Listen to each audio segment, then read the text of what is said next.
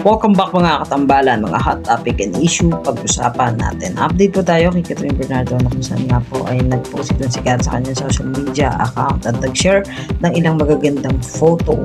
Makikita nga po na nag-mountain climbing itong si Catherine at sa caption nga po ng post nitong sikat ay Tiger Nest for BBS and Princess and I na kung saan nga po ay lakas maka-throwback nung mga photo na isinare nitong si Catherine at ito nga po ay yung movie niya na Princess and I na kung saan ay muling nagpunta itong si Catherine. Makikita naman yung ilang mga photo na talaga naman napakaganda nung bundok at nung castle na kung saan nga po ay pinlex itong sikat.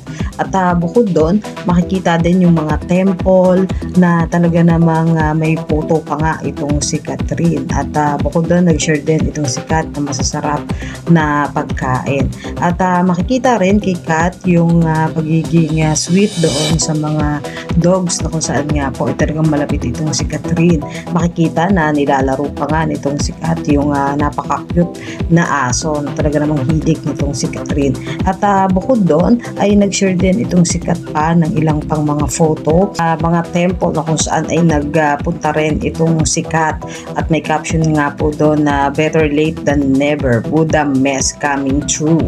At makikita yung napakagandang view, napakagandang temple na ipineplex nga nitong sikat at talaga namang aura ang isang Catherine Bernardo doon sa mga photo na kanyang sinishare. Yan po yung mga update natin ngayon kay Catherine. Kayo mga katambalan, ano masasabi nyo? Comment lang sa comment section at pag-usapan natin. Yan ang mga hot topic and issue dito lamang sa Tambalang Chiki.